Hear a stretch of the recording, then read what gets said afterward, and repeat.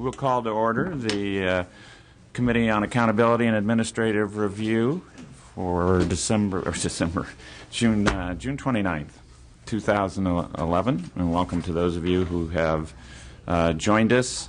We're 2 members short of a quorum, so we'll start as a committee. We have one bill this morning and some recommendations from our last hearing to consider. So, Mr. Cooley, I understand you're here on behalf of Senator Calderon. I'm going to present the bill.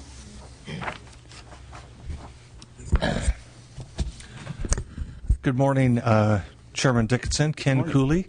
I work with Senator Calderon on the Senate Insurance Committee and have assisted him on this bill. I'm here today on Senator Calderon's behalf on Senate Bill 617, which concerns state agency operations. The bill is pretty straightforward. California has an underlying administrative accountability statute that dates to 1983. That is the state's core statute on state administration. And at the time it was adopted in 1983, without question, it represented sort of best practices for the operation of public agencies. This bill is simply about trying to take one of the biggest ideas that has emerged in agency administration, public entity administration in the last decade and roll it into that 1983 statute. In that respect, Senator Calderon put this bill in because he views it as responsive to the desire of Californians today at all levels for efficiency and accountability of government. Under SB 617, the state finance director will make monitoring programs a standard part of state operations. And the last decade has shown that in big organizations, even the best administrative systems break down, they sort of degrade over time if someone's not actually monitoring to see what are these systems telling us. Are we seeing the conduct of operations that we want to see? The bill does not tell the finance director how such monitoring should be structured, but as under current law, the director can recommend suitable controls to the state agencies with state auditor and state controller input. And on that basis, Senator Calderon would ask for your aye vote. Okay. Thank you, Mr. Cooley. Do we have questions from committee members? I at this time, Mr. Chairman, I have no questions, except for it would be nice if some of our other members would show up so we could call a quorum and I could move the bill. I think that is a bipartisan sentiment. We have communicated to Mr. Cooley and through him to the senator that if this bill should change dramatically, that we would expect it to return here. So yes, indeed. And on Senator's behalf, very happy to pledge that if that were to happen, we would certainly see you back here. Yeah. Okay. If there are no questions, then Mr. Cooley will wait for a quorum, and then hopefully we'll be in a position to take action. No problem. Pardon? Quantifying dramatically, I think, is in the eyes of the beholder.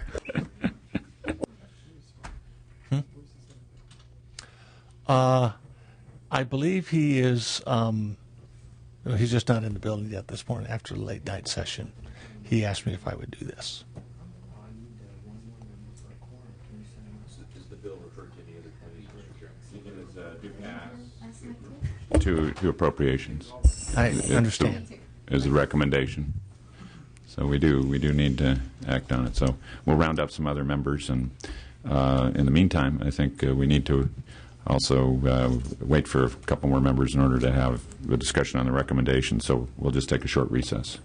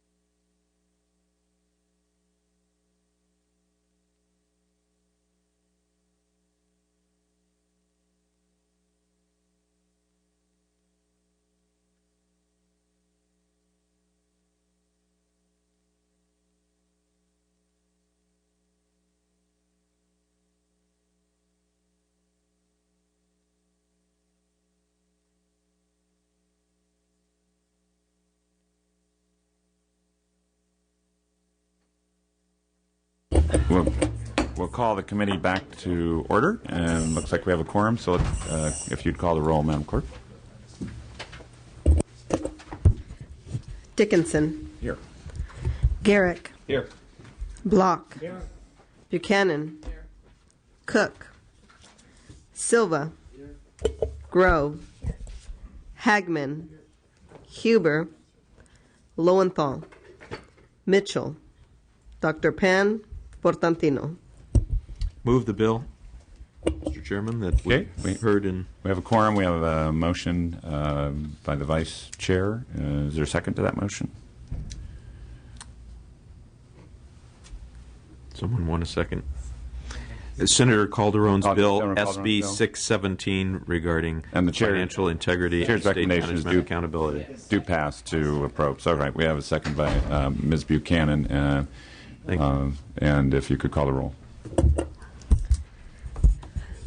Dickinson. Aye. Dickinson, aye. Garrick. Aye. Garrick, aye. Block. Aye. Block, aye. Buchanan. Buchanan, aye. Cook. Silva. Silva, aye. Grove. Not vote. Hagman. Huber. Lowenthal. Mitchell. Mitchell, aye. Dr. Pan. Portantino.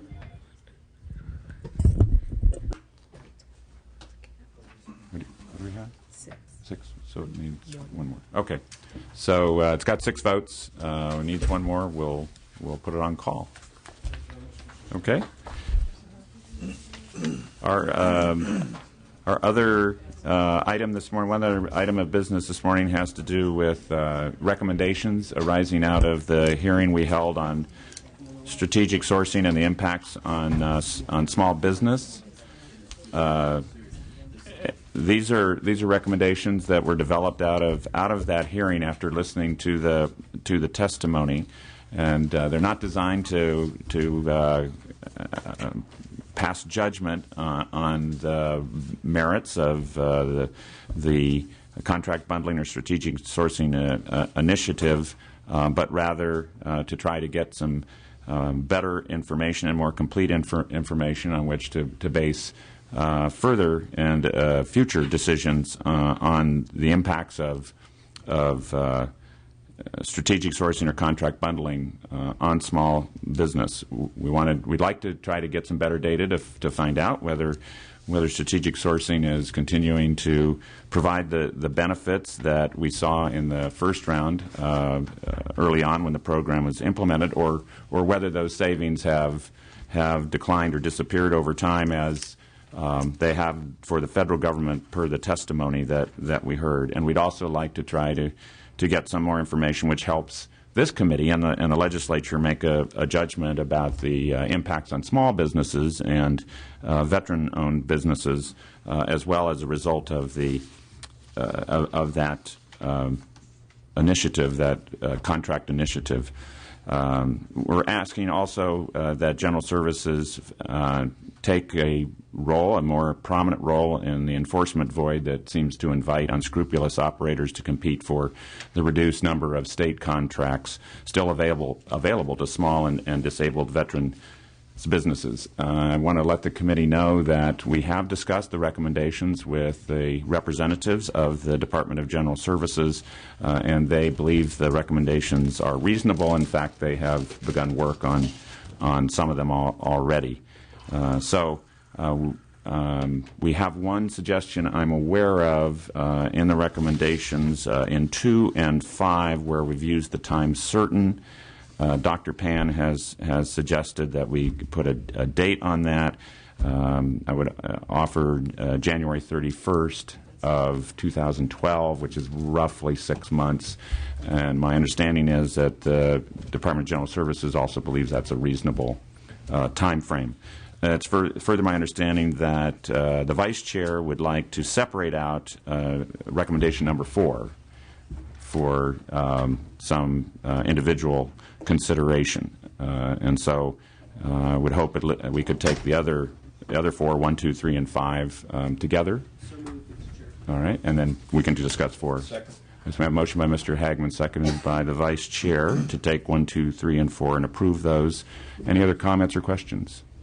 1, 2, 3, and 5. Excuse me. 1, 2, 3. I think I just misspoke, so I apologize. Thank you for the clarification, and thank you for the one concern that I had in that the phrase "a time certain" was not.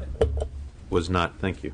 Was not time specific. Right. And unless we set a deadline, time marches on. So thank you for setting that. And both have been moved and seconded. Okay, let's call the roll. Dickinson. Aye. Dickinson, aye. Garrick. Aye. Garrick, aye. Block. Buchanan. Buchanan, aye. Cook. Silva. Silva, aye. Grove. Grove, aye. Hagman. Hagman, aye. Huber. Lowenthal. Mitchell. Mitchell, aye. Dr. Pan. Portantino.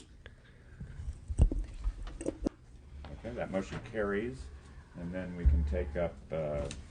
That motion carries, and we can take up recommendation number 4, which is to enable a meaningful cost-benefit analysis. The Department of General Services should also identify potential impacts on small and disabled veteran businesses before renewing or issuing new strategically sourced or bundled statewide contracts. Did you want to make a comment on that, Mr. Garrett? I would like to make just a brief comment, maybe addressing the request that it be removed from the bundling of all of the rest, Okay. to use the phrase that we're using here. My concern originates with the fact that the recommendation, as I will read the brief analysis here, to enable a meaningful cost-benefit analysis, which I don't think any one of us would disagree with, DGS also should identify potential impacts on small and disabled veteran businesses before renewing or issuing new strategic sources or bundling statewide. I think the reports that we have to date show significant savings, is where the logic and my reasoning for the request for a separate, and my opposition will come. That we have a history. We personally probably experience it when we shop at places like Costco and other places where you could say there's bundling going on, where there's large volume purchases are bundled together, and thereby we as consumers, in the case of a Costco, reap the benefits of a lower cost, which is what we as legislators wish for the state to achieve, and to set a barrier here that before renewing or issuing new strategic sources or bundling statewide, that my concern originates with first that there is proof that it has worked, that we want and need to continue those savings, and that unless there's proof otherwise, it seems like we will come out on the shorter end of the stick by not continuing to benefit from what happens in the free market, and when you have bundling and larger purchases wrapped together, a lower cost for the services and products that we are purchasing as a state for the citizens. So with that said, I'm going to object to it as written as the recommendation, and urge the chair to consider that and possibly rewriting it or rethinking it. And I would say we formulated it as we did because of the testimony we heard from a number of small businesses that were representative of others and veterans businesses that they were either severely affected in the volume of business they were doing with the state, or in fact at risk of being put out of business altogether. And so I think we would acknowledge that the data from the early years showed an overall savings. Before, I think our feeling was in drafting the recommendation, before we put more small businesses and veterans at risk, we'd like to know that that's a worthwhile trade-off at this point. So, Would this have a time certain, Mr. Chairman? well, I think that we would hope that Department of General Services would do it promptly. We didn't write one in, and we could ask the General Services representative at the same time would be. If this were to pass, which the vote will tell, I would ask that we do set a time certain and that it be shorter then, and that we encourage them to make this particular recommendation a priority, to come back with this report first to allow potential savings instead of delaying or stopping any savings for the next 6 to 9 months while a report is performed. Okay. It could be achieved. I got a nod. I did get a nod on January 31st. I don't if it. I don't know if a quicker time frame is viewed as feasible by the department. So I'm getting a nod. Why don't you come forward and let's see if we can get a settle on a time if that'll help. Yes. Right.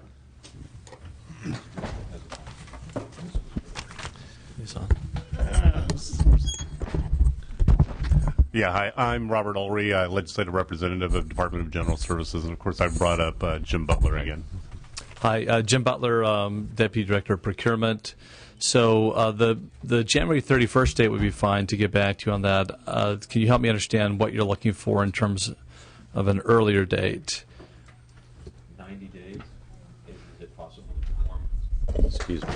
We're at Is the it end possible of, to perform the necessary review to identify that certain upcoming contracts can continue to provide savings if extended within the next 90 days? Yeah, we can provide that information. Part of what the recommendation also asks is that we assess the impacts to small businesses and disabled veteran business enterprises on any new or renewal of any existing contract. And the department believes that it can come up with a way to assess those impacts, but we haven't developed that yet. So we have to think about, what does that mean, impact? How would we define it? Are we going to count the number of contracts? Are we going to count the potential loss? There's really not a lot of structure around that portion of it. So we were hoping to have until January 31st to define that portion, but we could get the other half of it for you in 90 days. That I would appreciate, Mr. Chairman. I would hope everyone, and I would think everyone else would like to see the state continue to save every dollar it can through any type of purchasing program that it may either presently operate under or want to implement in the future. And I appreciate the DGS's statement. And with that, I will, I guess, accept their best faith effort or good faith effort here. so within 90 days, then, Mr. Butler, you would try to provide us with, let's just so we don't have ambiguity about it, if we can avoid it, within 90 days you would try to provide us with what, in your mind? Well, really information. So for any new contracts, we can describe for the committee the process that we will use to assess whether or not cost savings would be likely to be achieved for that contract. And not only can we give you the process, but we can also give you a report for contracts that would be being conducted or renewed or implemented within that time frame, what the expected savings is. Okay. Thank you. And then by January 31st, a more complete assessment, cost-benefit analysis of the impacts on small business and DVBEs? Yes. Okay. And so that sounds agreeable? That's helpful. Thank you. Okay. Okay. All right. Thank you both. Ms. Grove. Thank you, Mr. Chair, and I appreciate the Vice Chair, Mr. Garrick, allowing me to follow up on this part of that statement that he was making. Not only do I think that we need to make sure that the state has taken advantage of all savings that we can and make sure that taxpayer dollars are spent very wisely. I noticed that in the analysis and in my recollection of the graphs that we saw at the last hearing showed that even with a 25% cap, doing business with small business and disabled veteran businesses has increased over 3% from one year to the next. So I don't see evidence to show, other than people that may have lost contracts that have gone to other contracts that are still small business or disadvantaged veterans businesses, because with the increase of 3% showing, there's not evidence to show that businesses in that category are being effective. And being a small business, having a certificate that qualifies me for these things, I think it's great that we continue to support small business, but there isn't evidence to show that business is being affected that way, because we have a 3% increase in contracts, along with the cost savings that Mr. Garrick referred to. So thank you. Okay, thanks for that comment. I would just note that the legislative analyst pointed out that the numbers that were available on which that was based were rough estimates at best. So I don't know how reliable it is. And Ms. Buchanan. Yeah, I actually was going to make a similar comment. My recollection from the legislative analyst was that the program was working. When she took a look at the contracts and took a look at the percentage of contracts going to small business, that we were meeting the requirement. Now, there was other testimony from people who didn't believe the program was working the way it should be. My concern is not just that the state received the maximum value, but small businesses have a very important impact on local communities. And one of the advantages I see to small businesses is that they are local. They hire people in the local community.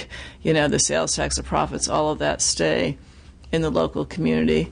So, you know, somehow with the impact, I would like to know what the impact is on California jobs, because to me, you know, I would rather pay a % or two higher at the state level if I know all that money's going to employ people in California and they're going to pay California income taxes, and we've got that kind of effect, than contracting with someone where, you know, we're basically supporting jobs that are out of the state. So I don't know if there's some way to incorporate that in the analysis, but I think, to me, that's a critical component of why we want to make sure that we are, you know, following the rules, that we are giving the, you know, giving our business to small business when appropriate, and that, you know, we're helping support local communities and jobs in those communities. I think that's a really critical element as well, and I think our staff should try to work with the department staff and see if we can get a handle on that issue, because I absolutely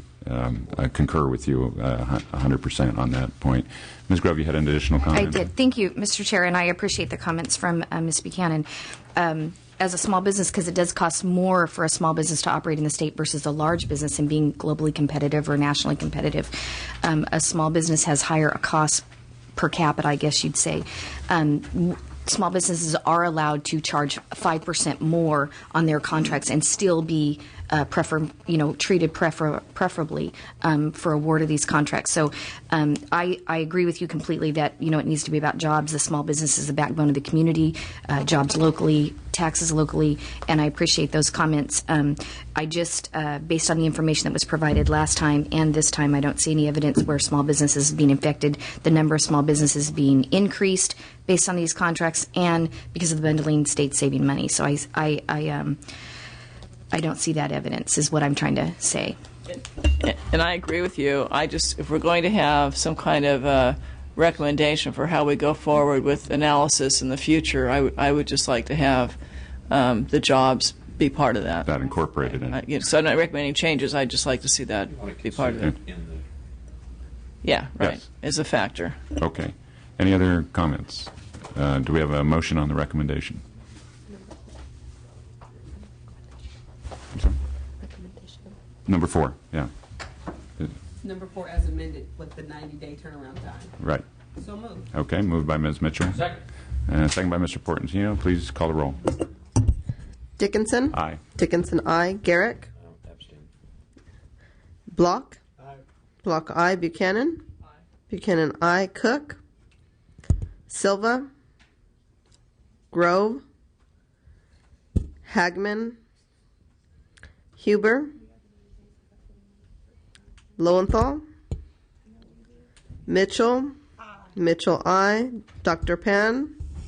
Portantino? Portantino, aye. Okay, that has 5. We'll put that on call. We have Mr. Calderon's bill that we heard. It has 6 votes, so it's on call. So let's call the absentees on that. Cook? Aye. Huber?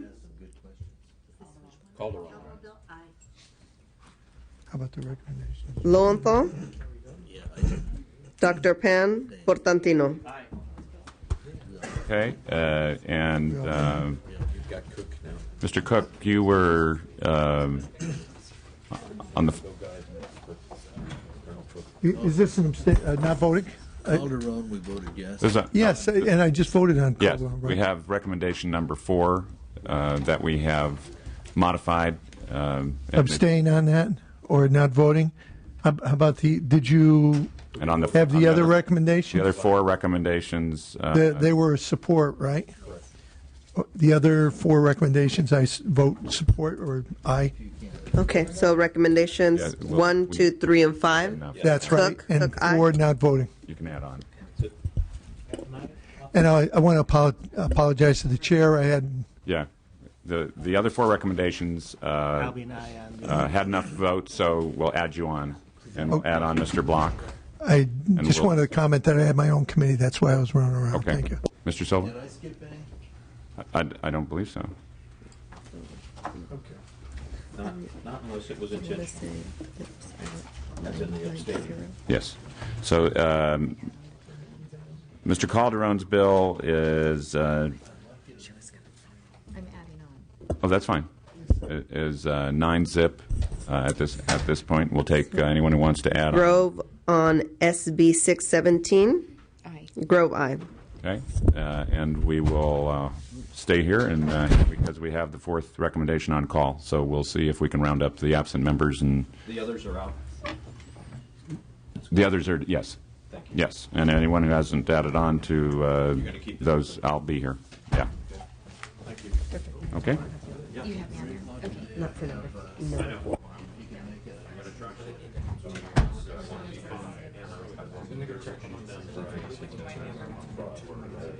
Very interesting.